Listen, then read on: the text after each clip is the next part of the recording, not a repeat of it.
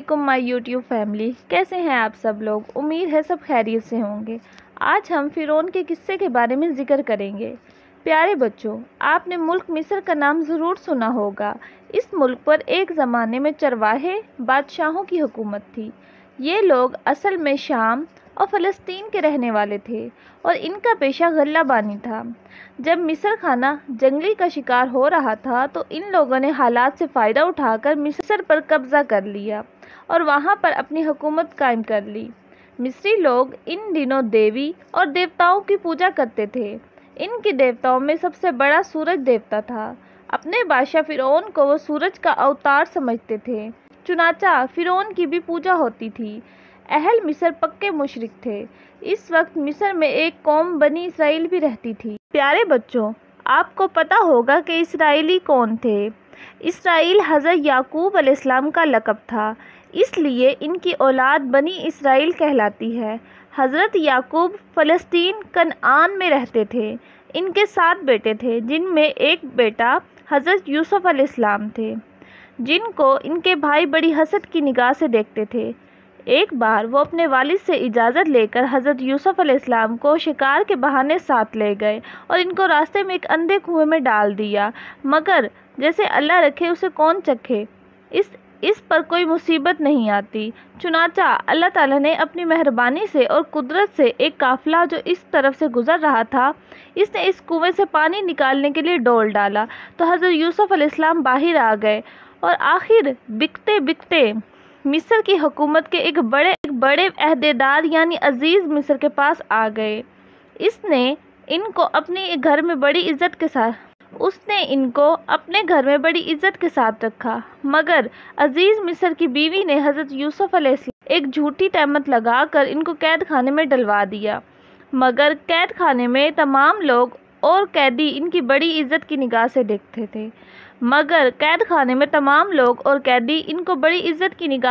تھے، کیونکہ وہ جانتے تھے کہ حضرت یوسف علیہ السلام نہایت شریف اور نیک انسان ہے۔ اس زمانے میں مصر کے بادشاہ نے ایک عجیب و غریب خواب دیکھا، مگر دربار میں کوئی ایسا آدمی نہیں تھا جو ان کے خواب کی تعبیر بتا سکتا۔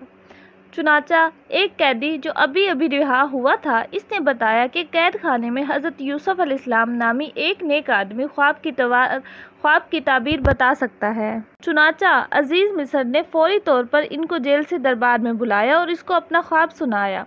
حضرت یوسف علیہ السلام نے اس خواب کی تعبیر یہ بتائی کہ ملک میں لگاتار 7 برس تک قحط رہے گا، پھر 7 برس ملک میں خوشحالی رہے گی۔ اس قحط سے بچنے کے لیے انہوں نے بادشاہ کو تدبیر بھی بتائی۔ اس بات سے بادشاہ کے دل میں یہ بات بیٹھ گئی کہ پورے ملک میں حضرت یوسف علیہ السلام سے زیادہ عقل مند اور کوئی نہیں ہے۔ پیارے بچوں، اسے یہ بھی معلوم ہو گیا کہ وہ بالکل بے قصور ہے اور اسے ناحق ہی قید کر رکھا ہے۔ فرمان کے مطابق انہیں رہا کر کے بڑی عزت اور احترام کے ساتھ دربار میں اعلیٰ عہدے پیش کیے گئے۔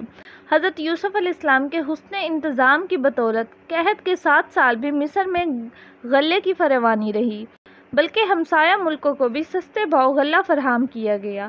حضرت یوسف علیہ السلام کے بھائی بھی کئی بار غلہ لینے کے لیے کنعان سے مصر آئے۔ اس کے بعد حضرت یوسف علیہ السلام نے اپنے پورے خاندان کو مصر بلا لیا۔ ان دنوں مصر کا پایہ تخت گمز تھا۔ پیارے بچوں، اس پایہ تخت کے کھنڈر قاہرہ کے جنوب میں ایک 14 میل کے فاصلے پر ابھی بھی پائے جاتے ہیں۔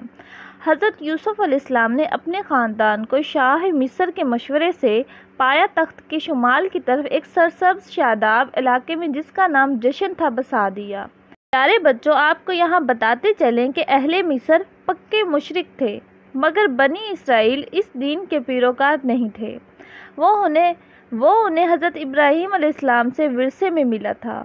وہ ایک خدا کی عبادت کرتے تھے، خدا کے رسول کی اطاعت کرتے تھے اور اس بات پر یقین رکھتے تھے کہ ایک روز خدا کے حضور حاضر ہو کر دنیا کی زندگی کے اعمال کا حساب دینا پڑے گا اور جیسا کرے گا ویسا ہی بھرے گا۔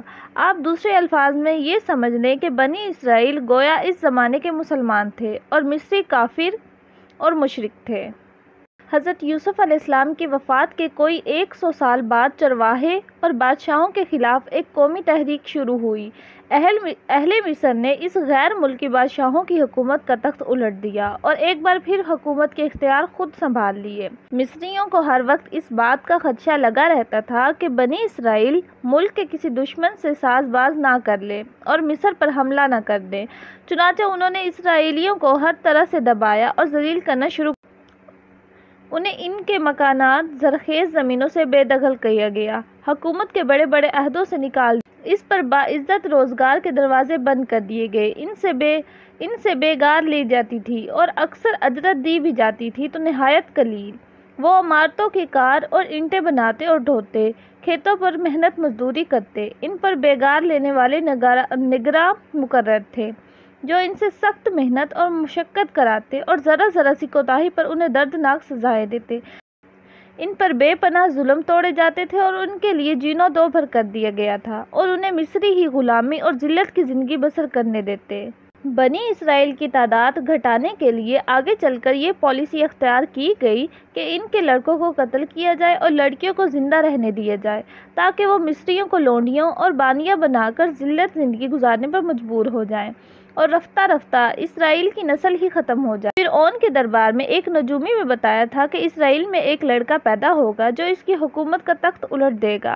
اس خطرے سے بچنے کے لیے اس نے ایک فرمان جاری کر دیا کہ بنی اسرائیل کے ہاں جو لڑکا پیدا ہو اسے فوراً قتل کر دیا جائے۔ وجہ کچھ بھی ہو، یہ ظالمانہ فرمان جاری ہو گیا اور اس پر سختی سے عمل ہونے لگا۔ فرعون نے جاسوس عورتیں چھوڑ رکھی تھی جو اسرائیل آبادیوں میں گھوم پھر کر نئے پیدا ہونے والے لڑکوں کو کھوج نکالتی اور حکومت کو اطلاع دے کر انہیں قتل کروا دیتی۔ انہی دنوں ایک اسرائیلی گھرانے میں ایک لڑکا پیدا ہوا جس کو دنیا حضرت موسیٰ علیہ السلام کے نام سے یاد کرتی ہے۔ ان کے بڑے بھائی حضرت ہارون علیہ السلام قتل کا فرمان جاری ہونے سے پہلے پیدا ہو چکے تھے اور اس لیے وہ زندہ سلامت رہے، مگر حضرت موسیٰ علیہ السلام کی زندگی ہر وقت خطرے میں تھی۔ ان کی والدہ ماجدہ کو ہر لمحہ یہ خدشہ لگا رہتا کہ فرعون کے آدمیوں کو پتہ چل گیا تو معاملہ بگڑ جائے گا۔ اس نے بڑے صبر سے کام لیا، مگر آخرکار جاسوس عورتوں کی سرگرمیوں کی وجہ سے وہ گھبرا اٹھی۔ حضرت موسیٰ علیہ السلام کی پیدائش سے 3 ماہ بعد تک تو اپنے بیٹے کو چھپائے رکھا اور شفقت کی گود میں پالتی رہیں۔